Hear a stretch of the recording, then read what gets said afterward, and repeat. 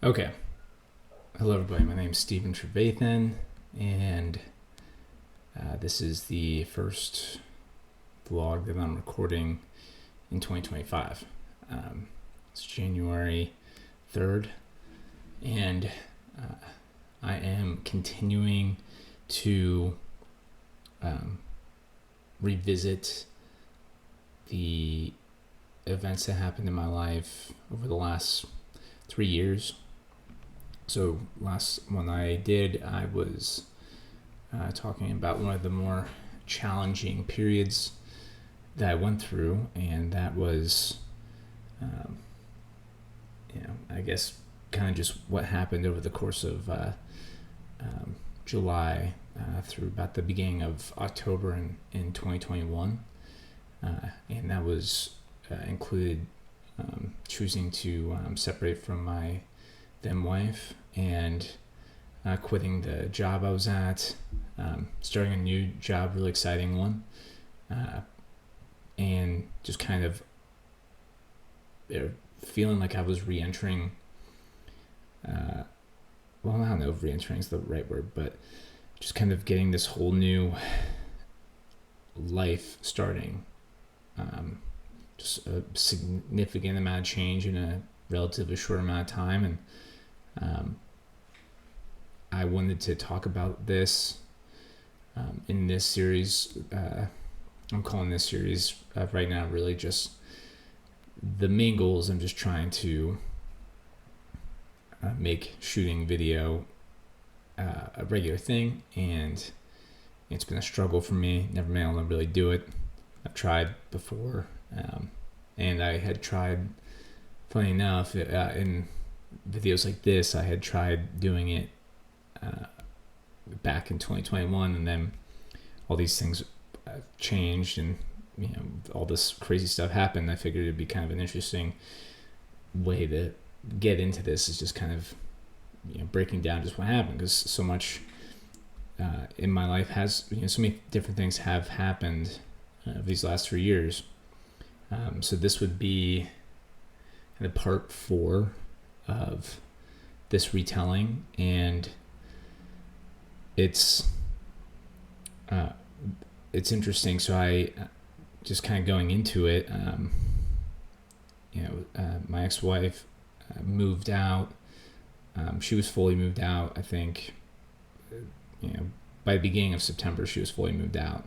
But I was able to have some time in between starting the new job. Actually, a big part of that, I've asked the partners at the firm for that time, and some of this I've probably covered in the last one anyways, but I'm just trying to kind of get my groove going on where I want to go with this anyway. So I had some time. It took about a month in between, and it was really interesting feeling. I remember going and visiting a friend of mine from college who'd been in the same fraternity as me. Spent some time with him. No, it was like only a night or two, but hadn't seen him in a while. Kind of beginning to actually tell people about this change that I was going through. That was interesting. That especially in the early part of us being of me separating from my wife, it was challenging, knowing, I guess, how to start telling people about that if I wanted to. I think with people I was closer with, it was something where you started by just kind of saying it's something we're trying, though. I think back on it, I feel like I mentioned this in the last video, but I don't know that once we actually made that choice, I don't know if I ever felt that there was a chance that we were going to get back together. I think I mentioned in the last video that it felt pretty real and definitive that us choosing to try separation was really going to be the thing that would lead to divorce, that we were going to, go all the way through with that. And that, I think that's how that was. So I ended up going all the way up to North Carolina, actually, for a little bit. My mom and stepdad had moved. Well, they hadn't moved there yet. They were still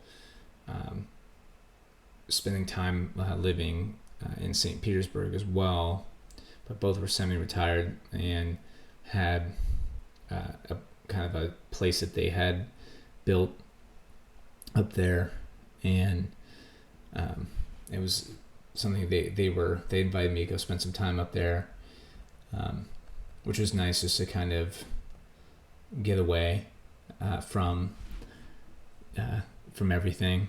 It made it easier, especially in kind of just towards that feeling of, well, how do I start telling people about stuff? I think it gave me some time to consider how I wanted to start telling people about it. Because I remember I believe I stayed pretty locked down in terms of just trying to get work done. I think, and I mentioned this in the last video, that when I put in my 2 weeks, my boss at the agency I used to work at, she asked if I could do 3 weeks instead of 2, and so that took me through the first week of September, and which was fine, but there was plenty to do. It definitely wasn't one of those situations where I felt like could be checked out. I think if anything, actually, it was still helpful to feel pretty just kind of immersed in just getting what I could done, making sure that the team wasn't going to be in a bad place because I hadn't provided some context in terms of a campaign that we've been working on or anything like that. I didn't want to leave anyone in a bad spot just because I was in a weird spot. And also that it was also nice that the partners, again, because we were doing, them hiring me was something that they needed to be careful about. And they were very open for me to take some time in between starting, and so all that was good. That was helpful to have some time to just kind of feel a little bit detached from everything for a little bit once I finished out at the agency. And actually, you know what, I'm going to take a second here and just see what the quality is looking like. Okay, so it's looking, technical difficulties aside, I know I said I don't want to edit these, but I just wanted to make sure that the video audio didn't look or wasn't too bad, and I am still learning as I go here, so there's going to be a little this is at least split up into 2 recordings for this part 4, but yeah, so having some time in between was nice. I remember there was that interesting feeling of being single for the first time in 11 years, and that was that was kind of that in combination with everything else was just it led to that feeling of just kind of I don't know, I'm trying to, I think in the last video I was still trying to figure out how I want to, if there's a better way to label that feeling, but that just kind of, because a newborn doesn't, it sounds weird, and I don't think that really describes it very well, but they just kind of felt, I felt like, fresh face, like that the new kid on the campus, or just kind of just that awkward feeling of just so much change, right? But that element of there's that excitement to it, and also just sadness. I think in that first month, it was still, I was almost kind of just in shock still that was actually what was happening, that we'd actually taken that step. And I think that's kind of part of some of where I want to come from when sharing this stuff, is just being able to talk about that, especially even since I know with friends and family, having more and more discussions about this, especially discussions I've had in the it's been now it's been over 3 years since this all happened, and the thoughts I've had since, it's just, I think one of the biggest things that I keep coming back to was that I'm just thankful that we did actually try. We put in time working on our communication and trying to improve those things, and going to couples therapy. And I'm really not a person that believes that once it goes to couples therapy that is just the death knell of a relationship. I really don't believe that at all. I think it's something that can help improve a relationship. I don't think I think about it about the same way as I would for the value of seeking just personal therapy for yourself. So that's definitely something I want to mention, is that I really feel I'm happy that we did that. That was big, and I think in a lot of ways it's helped.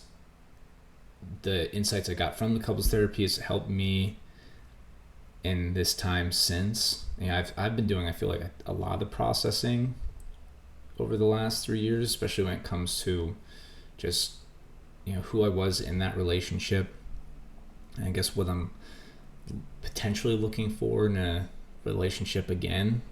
I know I'm in this weird area where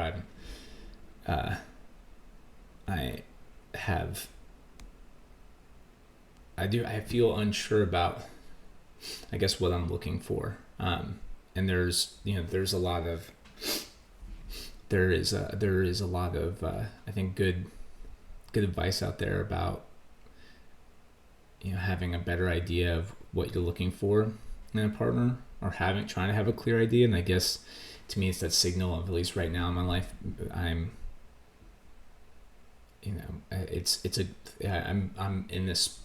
alone because it's the area, that's this phase I'm meant to be in, and you can't really easily put a time frame on anything like this.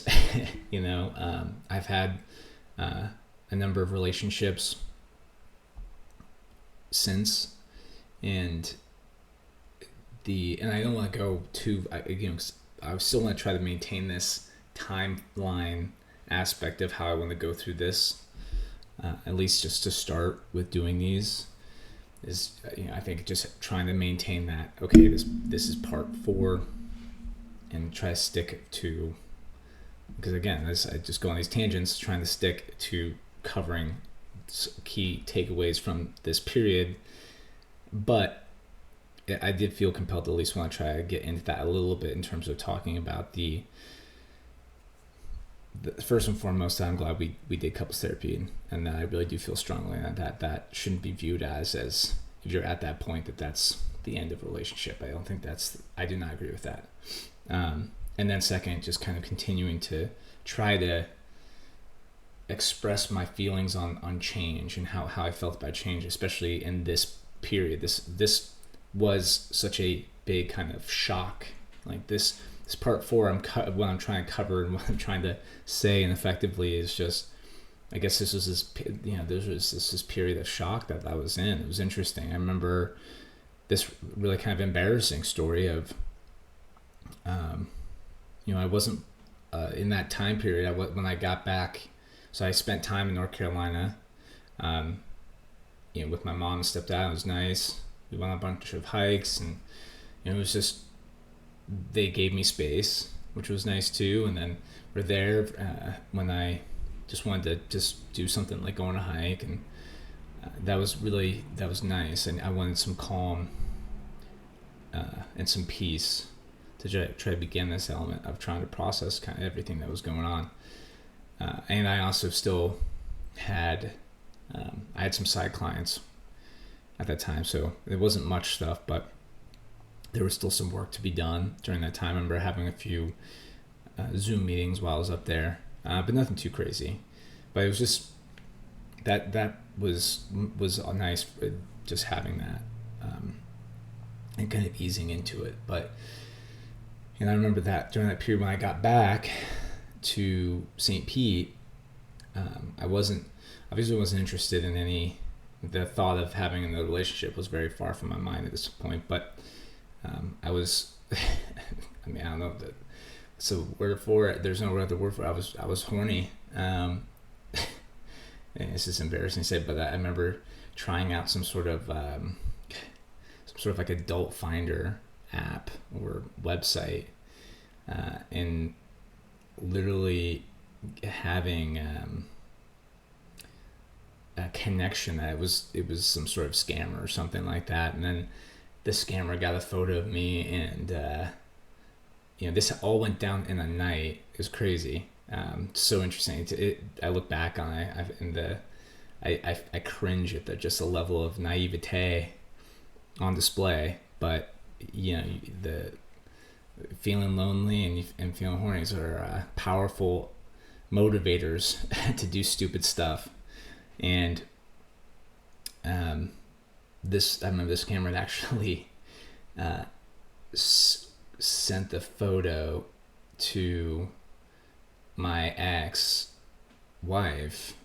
and was saying that try to make it sound like that they had me in some sort of weird spot, and she ended up even classic her. She was quick to take action and got the cops to come, and she came by the house and had the cops come by.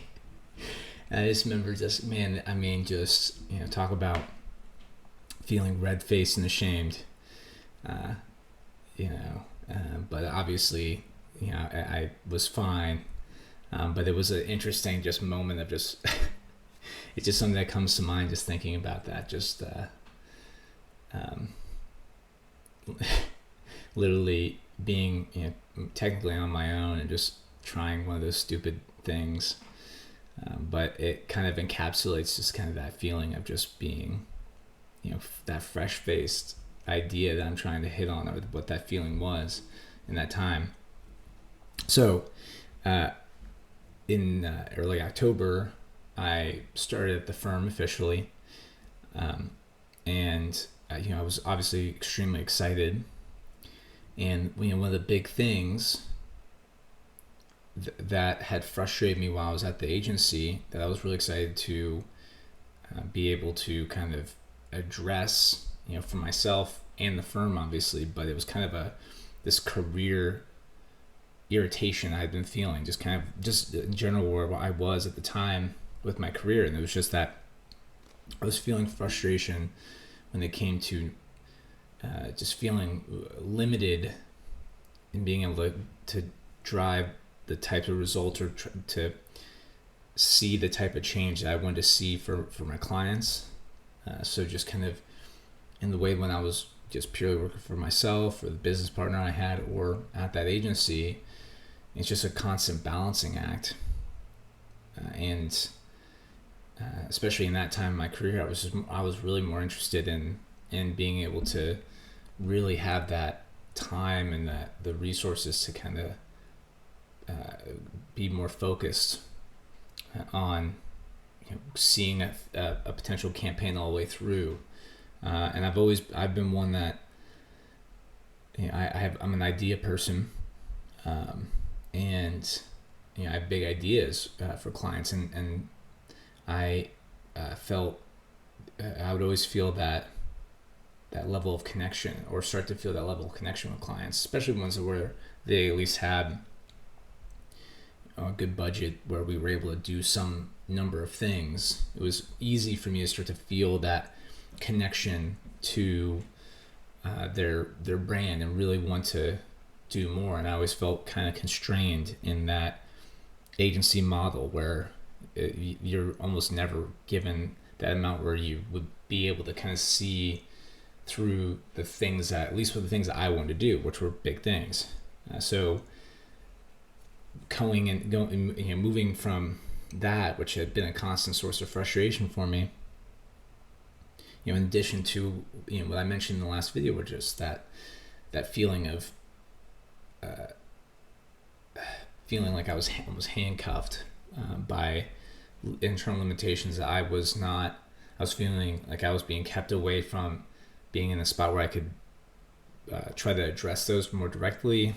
Yet I was the one that was having to have those conversations with clients and have them, have to sit there and listen to them be rightfully pissed about something that I was, again, feeling constrained against in terms of being able to problem solve. And so it was that I was excited about this change, this significant career pivot, in my opinion, of going from that to being in-house and being, fully in charge of the direction. So they hired me on as their chief marketing officer. So they wanted me in-house to guide and oversee all marketing initiatives for the firm. And they stood behind that with me coming in. So I remember, getting started and just kind of that feeling of just real excitement, and also just a lot of nervousness, obviously. And I think I think a lot of people in marketing can relate, but, and I mean, just so many careers, but that imposter syndrome feeling. Yeah, I definitely was struggling with that a bit too, coming into this, starting that role. There was a lot to learn, despite having worked with a number of law firms in some capacity on various campaigns before that. I really had a whole new industry to learn, and there were other elements, especially in the role coming in house, that I just had never had any real access to. I really enjoy networking. I'm an extrovert person, and so I really like those opportunities to go and network. So it was something that I was happy to do on behalf of the firm as well. There's a ton of networking that happens. I mean, personal injury being one of our practice areas, there is a lot of networking events that happen throughout the year with other doctors' offices, other law firms, things like that. A lot of opportunities to meet new people, and I was excited about that. But there's a whole element of how that works to benefit the firm that I just had no idea how that worked. I remember that being really feeling overwhelmed a bit by that, despite the aspect of being very interested, obviously, to learn and liking to meeting new people. I remember feeling pretty overwhelmed by that element, and especially when getting started, going to those first couple events, kind of feeling pretty awkward. There was, so in this industry that because there's so many of those events, there's a lot of people that tend to go to those things a lot. So there's a lot of people that were at these things that knew each other pretty well, and so it kind of can have that little bit of a cliquey feel to it as well. So and that was something that again kind of add to that intimidation factor a little bit for me when I got started. So that combined with the feeling of imposter syndrome, that was that was, it was interesting. And so, I began settling in. I had a lot of questions, obviously about a bunch of stuff. And one of the bigger things that one of my first initiatives that I wanted to immediately handle while I was at the firm was a frustration I'd had when I was working with them on the agency side, and that was they didn't have a CRM, and so they didn't essentially have it's a customer relationship management software, right? CRM, but essentially it's that software platform that would allow you to track where their clients are coming from, in a way that I could easily look and say, okay, well, from say organic traffic in the last month, how many signups had we gotten, actual signups that had led to clients. They had no easy way to see that, and so we never really had an actual established ROI for any of our, or return on investment for any of our marketing channels, and that was always deeply challenging, especially on the agency side, because without that, I could never confidently say, well, let's actually push for more in this area because it's obviously working. And it had been something that I would bring up to them in our meetings, and obviously there was some interest in them wanting to get to that spot, but we never really made a lot of progress in terms of how we could do it. And that became apparent as to why we never did once I got in house and really started to learn kind of about their back end setup. And they were using Trello, which is an interesting project management software platform. It was actually something that I had learned how to use initially when I was living in San Francisco, and because it was developed specifically for, it was actually something that they were, it was actually a software platform that they were using for project management at the agency I was at before, the one that the firm hired me from.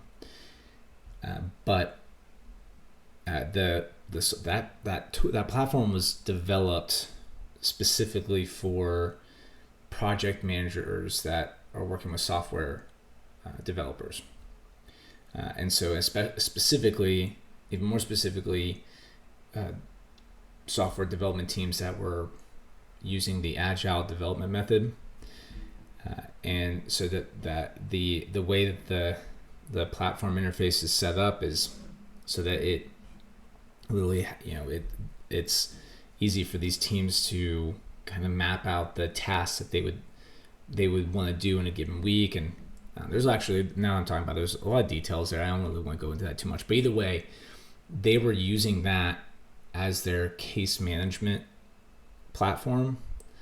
And there was intriguing reasons for why one of the partners had chosen to adopt that for that reason, but it was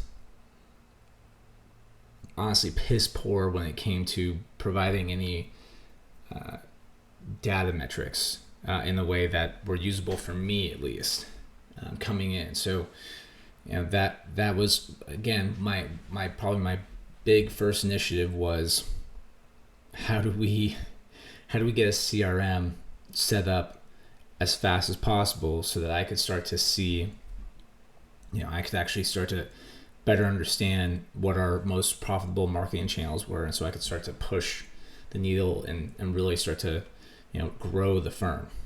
And so in the first couple months, that was definitely something I was looking at options. That led me to realizing we would need to actually adopt a whole new case management platform in order to use the CRM, and that became basically a whole 2-year process, really, to kind of not only to find one that would work for us, do a bunch of demos, move all this data out of Trello. The process was crazy. It was really interesting. And as I go through these additional revisiting the last few years vlogs, it will be something, I'll continue kind of touching on, but it took a while. It took a long time. Definitely learned a lot from that, but yeah. So in the first few months, that was kind of an interesting element. But one of the bigger things I wanted to kind of talk about, at least in this, because I've already been going for a bit on this vlog, but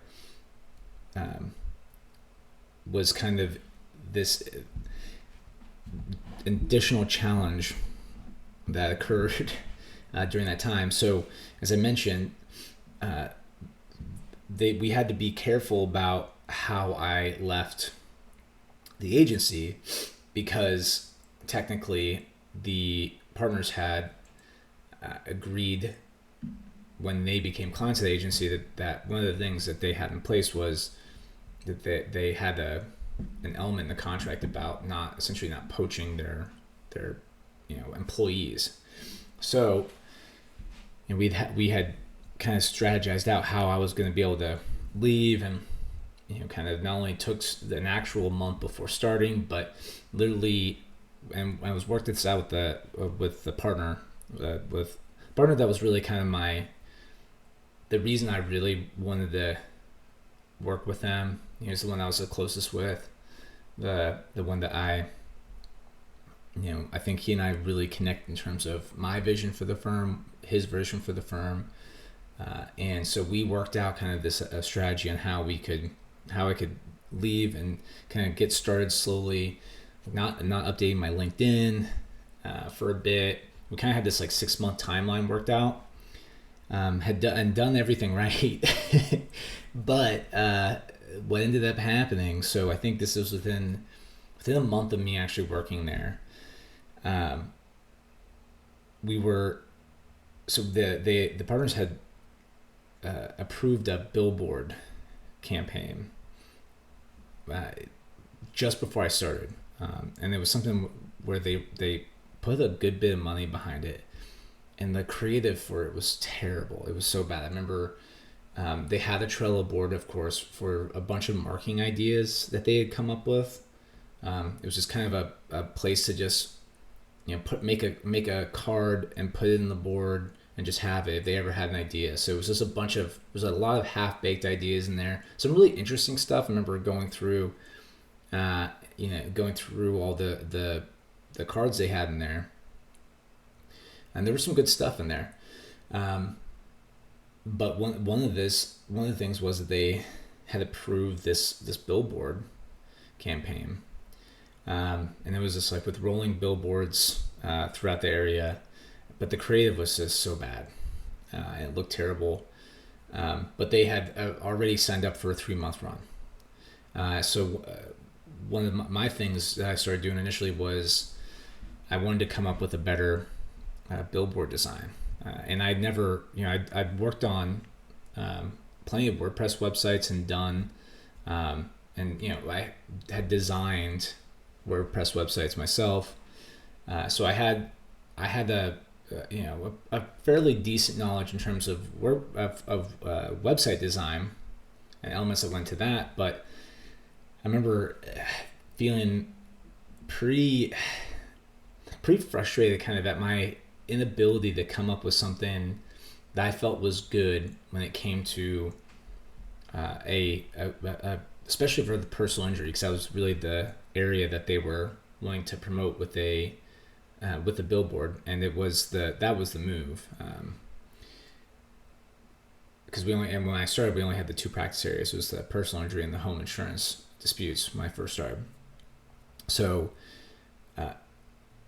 and I remember I was driving around. So I'd drive around and I'd look at not only would I want to look at some of our placements for our campaign, but I wanted to just see what other lawyers were doing with their billboards. And it was fascinating. I remember I had pulled up to this one spot one time to look at ours, and our billboard was in between 2 other. There was literally 3 billboards, like one after another, in this kind of tight cluster, and ours it was all personal injury billboards, all three, and ours was right in the middle.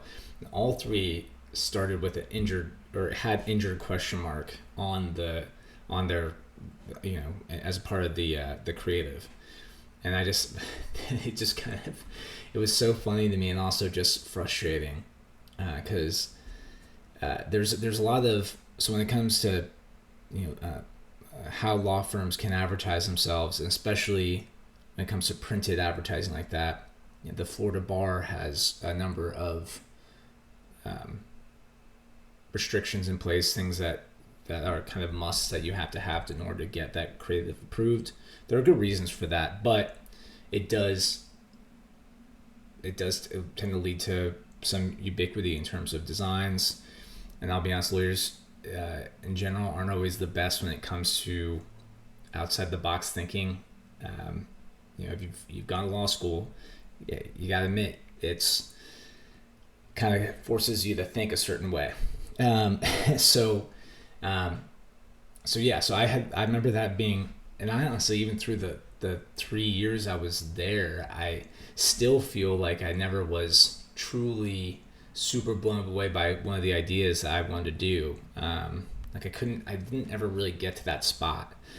The frustration I actually had with billboard design, so it did lead to what I thought was one of my best creative ideas that I had while I was there. And I'll talk about that a little bit more in a different video. I'm going to go into that one in this one. It'll become too long. But either way, so going back to wanting to come up with a better creative as soon as possible with this billboard campaign they already had going. So so they'd already had the contact with this company we were using, and I remember I wanted one of the partners to put me in contact with our contact at this agency that was basically I would have to send them the creative to update, and he accidentally, so he was doing he was just going to do it via reply to existing email authority he already had going with them, and he it was a busy day, and he just typed in my name, and his computer still had kind of a default save of my email from the agency, and he just kind of started putting my name. It popped in. He just put it in there without even thinking, and sent and attached me my old email address, which once I was away from the agency, they always would just default that to an info at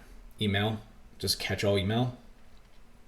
So unfortunately, despite the plan that the other partner and I had put in place to kind of soft launch me, that just kind of just is easy to make mistake, but they realized that I was working there, and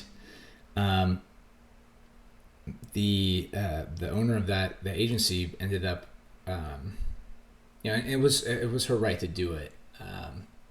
She had that she had in the contract that they weren't supposed to approach me. It just was unfortunate timing, because she ended up basically taking legal action against the firm.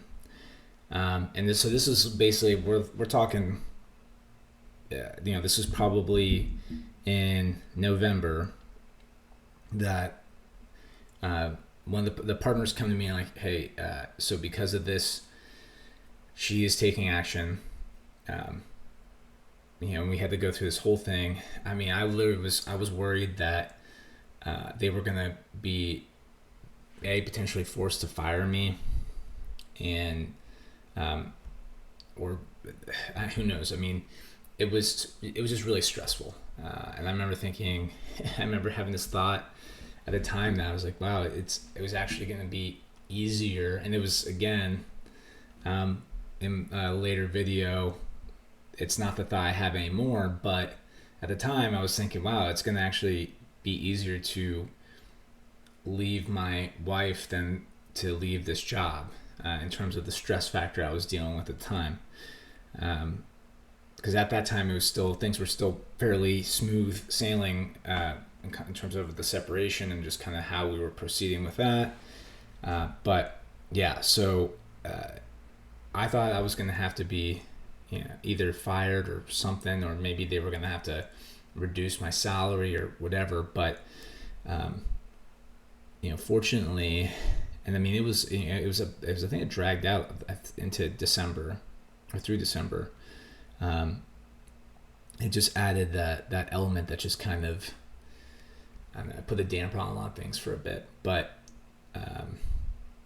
and we, and they had a friend of theirs who does employment law, who was helping us out and trying to see if there was a good workaround. Unfortunately, there wasn't, and they had to pay a settlement to her. But the positive thing is they did keep me on, which I'm very thankful for, because that was just kind of such a big, that job, especially at that time, was so big for me in terms of like coming into that new life.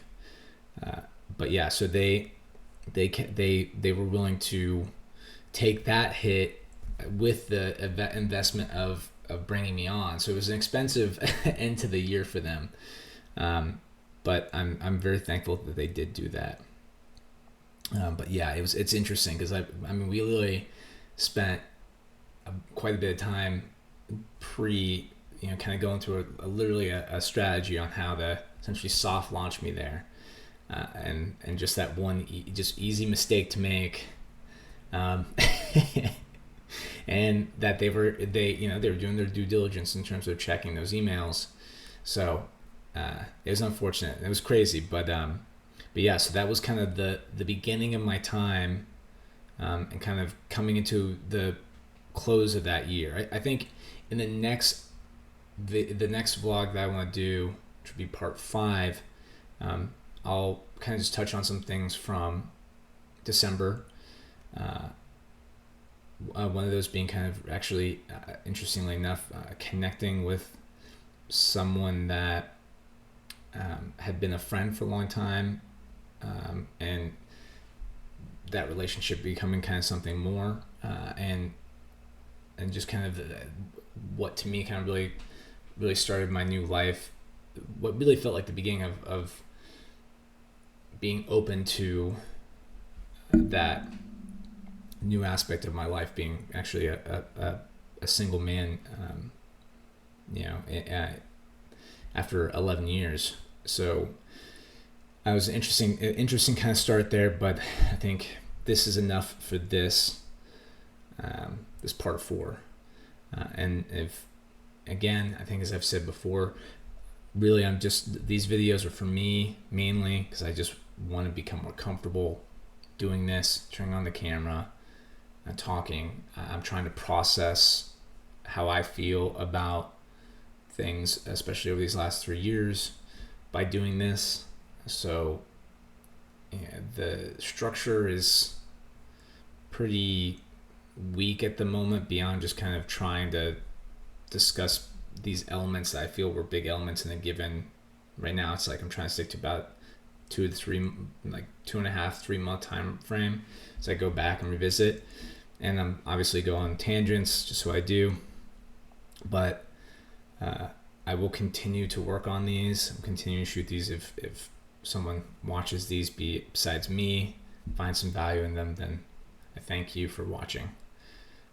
And looking forward to what 2025 is going to bring, especially with me just continuing to try to do this. So thank you again, and until next time.